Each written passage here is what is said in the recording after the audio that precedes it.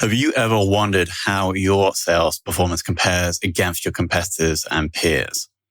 The B2B Sales Benchmark Report provides the definitive guide to what success looks like in 2021. See how you compare in terms of win rate, sales cycle, average deal value, relationships, and engagement.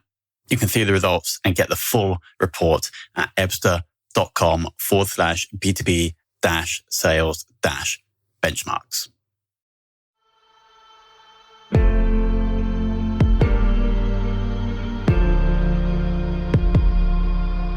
This is Sales Ops Demystified, the #1 most downloaded podcast in sales operations. We invite the brightest minds in sales operations onto the show to deconstruct the why, what, and how behind rep productivity, forecasting, metrics, and all things revenue. This podcast is brought to you by Ebsta, the leading customer engagement platform for Salesforce.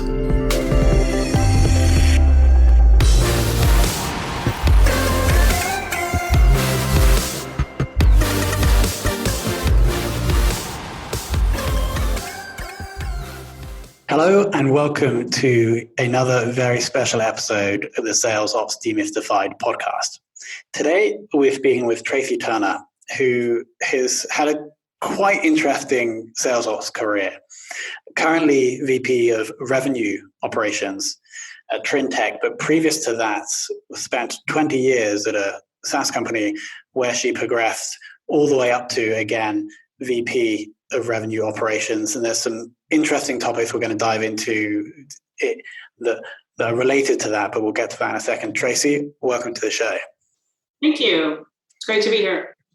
So it was actually in RealPage that you, I believe, were first exposed to and moved into sales operations.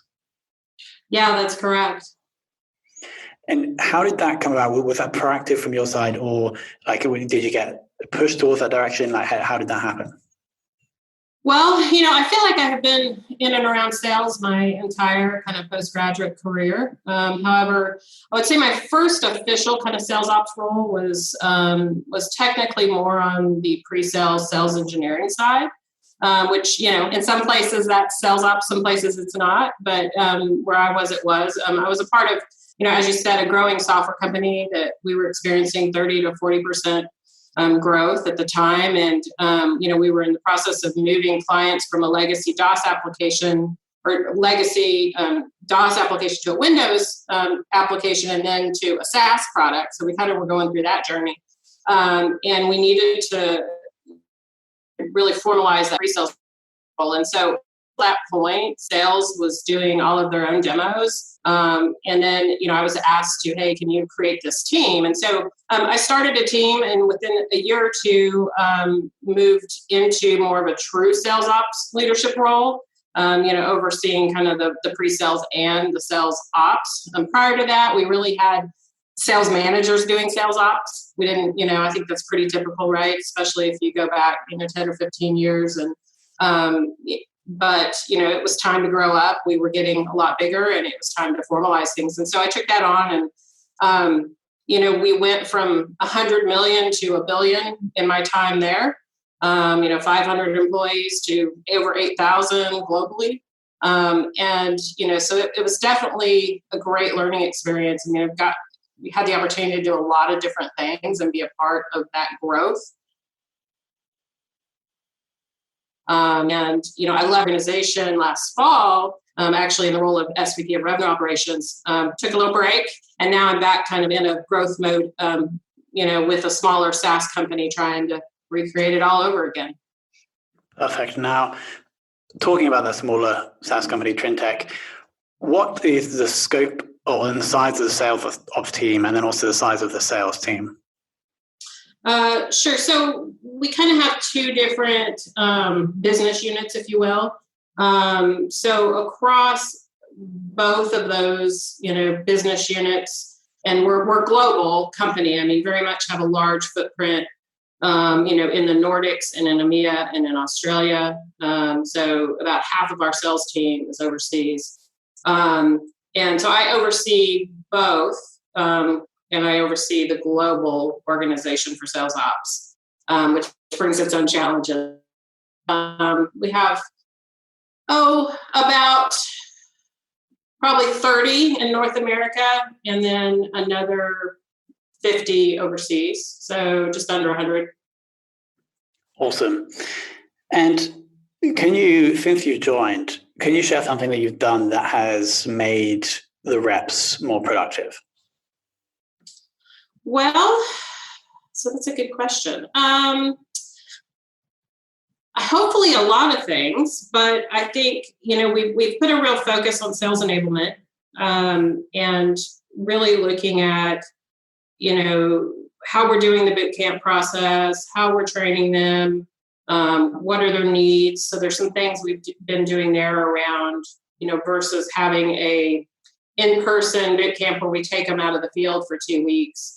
Where, we tried out a couple of virtual boot camps, and some of that had to do with the COVID environment that we're in. But, and actually was very successful, because I think what we realized is that it enabled us to take our teams that were, in Germany and in the UK, and combine them in a boot camp with our reps in the United States, and really kind of create this cohort of new reps that could lean on each other and learn from each other, because they're selling the same, products and solutions. It's just that they're selling it in different areas of the world.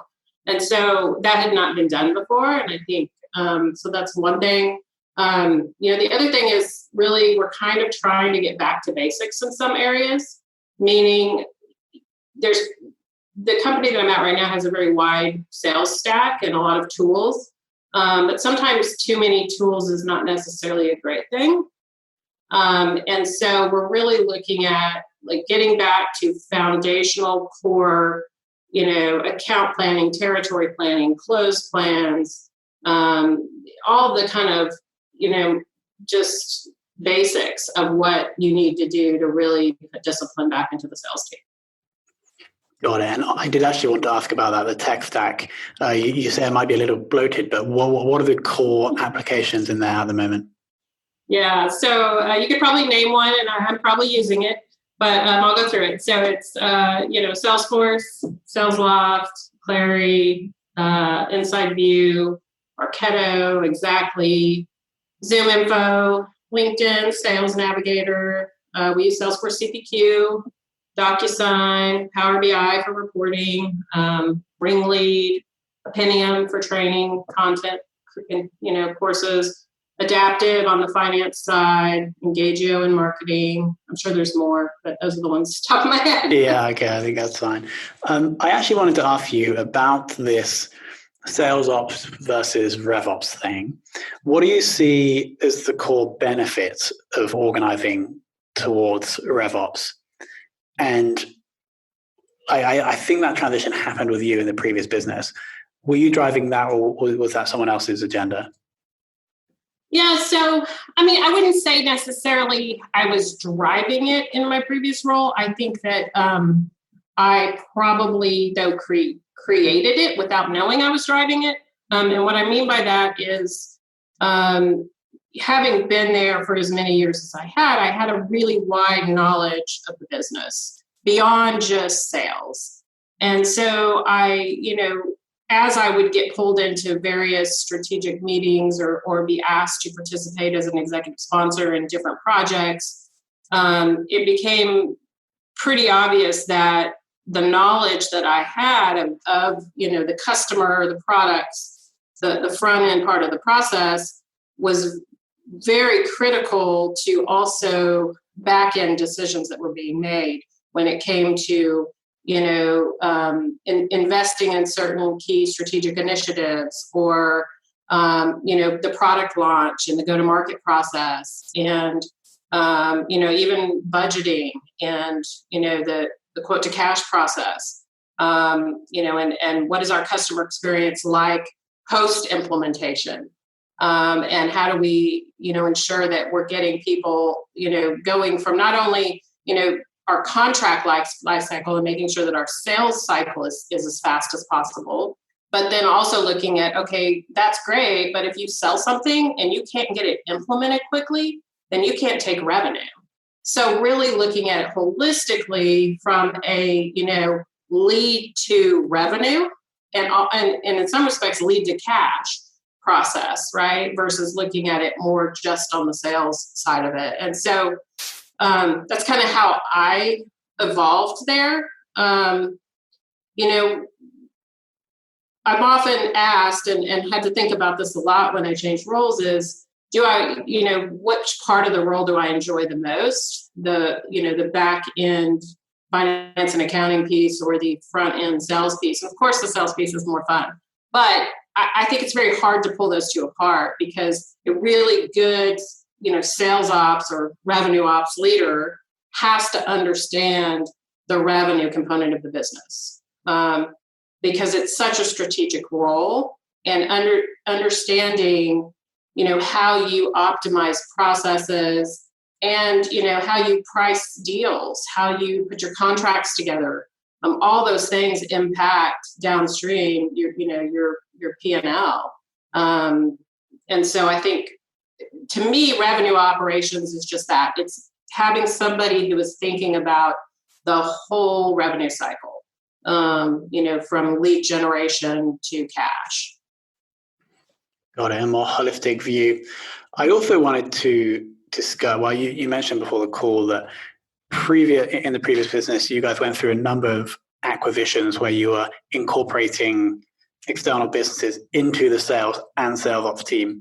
Do you have any thoughts on how to do that effectively? Any key insights from that? Because that's not actually a topic we've broached before on this podcast. Yeah, I think probably anybody who's been around in a medium to large size organization at some point in their career has had to be a part of either be acquired or be the acquiree, acquirer, I guess. And so I think M&A is probably something that a lot of us, if we haven't been introduced to it in our career, will eventually. And so. I had the opportunity to be a part of a lot of these. We did over 30 in my time there. And, some of them were small. Some of them were, $10, $20 million companies. But some of them were, $300-400 million companies as well. So very different, obviously, integrating a small organization versus a large one. Your $10, $20 million companies have one or two sales reps that kind of hold multiple roles. And so, when you bring that person or those people into a larger sales organization and you try to look at how do I, scale, take their knowledge and scale it across my entire sales team so I can get the benefit of the acquisition and the synergies there, it's fairly easy to do. You take one or two people, they become kind of, product experts and you train the rest of the sales team. And now, all of a sudden this person is happy as can be because they're making money off of everybody else out selling their product. What's harder is when you take a $300 to $400 million organization and try to fold it into, a $700-800 billion organization, because they have a very established sales team with sales processes, their own mature sales stack. And now all of a sudden you're kind of coming in and trying to change things for them. And they don't necessarily know what their future looks like. And so that's much harder. And, I don't know that there's a one size fit all answer to how to best do that. I've been a part of some that went really well, and I've been a part of some that went really badly. I think you have to look at the people, you have to look at what processes they have in place, you have to look at uniquely what their sales cycle looks like and what, is unique about their business and their customer. And then you really have to, start planning, and you can't just kind of jump in. You have to really think about very strategically, how are we going to do this? And that may mean leaving them alone for a year. And letting them continue to sell so that you don't disrupt, the current pipeline and what's going on there. So definitely a unique challenge that I think many of us probably will face if we haven't already in our careers. Sure. Now looking at today, I assume more of the sales team are remote. Has that changed how you have been working with the reps? So are there any new processes or tools you put in place to account for that? Yeah, I mean, I would say it has in a good way, at least a good way from my perspective, because we have been able to engage more often and really get their attention. Whereas in the past, trying to get everyone on the same call to, do a company update or a training or anything like that was, almost near impossible. Whereas now it's, a lot easier to do. And I think people are more eager to connect, even though it's, through a Zoom meeting or, a Teams meeting or whatever it may be. But just to be able to talk to somebody, people are, eager to do that. And I think it's the same with the customers. So while we, aren't getting those in-person meetings, we don't get the opportunity to necessarily, wine and dine and build relationships that way. We usually can get 30 minutes on a phone call with folks where we weren't able to do that in the past. Yeah, I've actually forecasting a challenge. Got it. Yeah, that was actually my next question. How have you managed to tweak what happened to the forecast during this time period? Well, it shrunk, like I think most companies, right? There's a lot of, we're not doing anything right now. We'll talk about this when this is all over. So I think you have to be realistic, right? And you can't continue to expect your sales team to pull in the same numbers and the same pipeline growth that they did, pre-pandemic. I mean, it's just, it's just not a fair thing to expect. So I think just being there and supporting them through that process and, doing whatever we can do to get creative with deals and help drive the pipeline that they have until, things kind of start to return to a bit of normalcy. Sure. And then moving on to sales metrics, if you could only measure one revenue-related metric for the rest of your career, which would you choose? Revenue-related? Yeah. Or sales-related? Revenue-related. Gosh.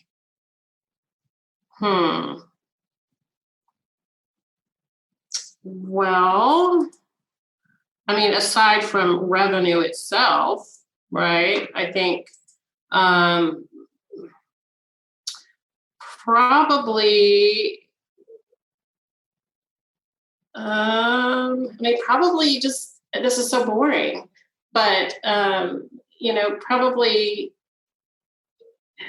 ARR growth, I think.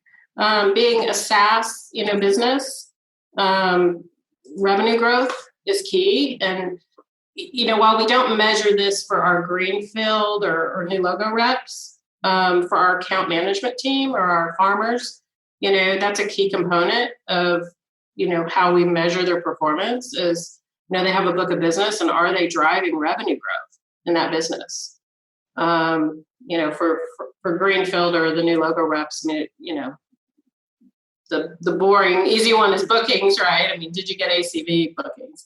But, for the account managers, I think it would just be, are you growing the business? Because that involves renewals, it involves, expansion, add-on business, and it also involves, stopping attrition, making sure that they're not canceling or downgrading.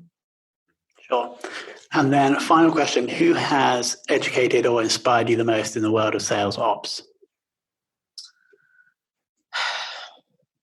I would say probably in terms of inspired, it would be a lady by the name of Meredith Schmidt, who was the chief revenue officer at Salesforce.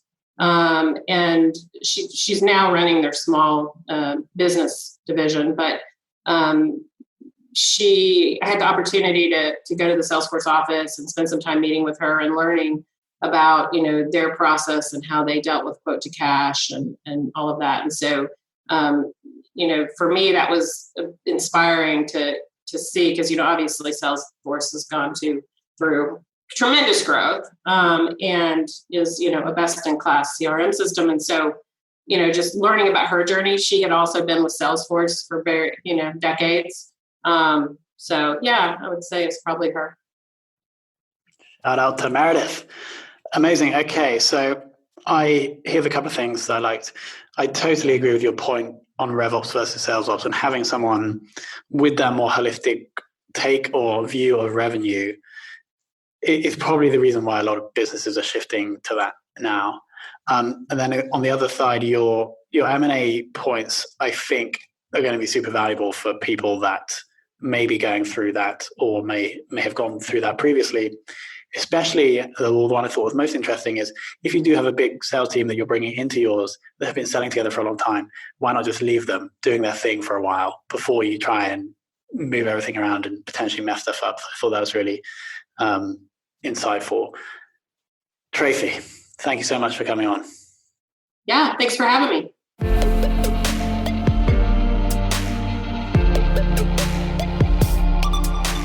Thank you for listening to this episode of the Sales Ops Demystified podcast. If you are listening on a podcast listening application, then please subscribe, rate, and review. And if you have any questions about the show, if you know a guest, or if you have any questions about sales operations, just hit me up at tomhunt@ebster.com. That's tomhunt@ebster.com.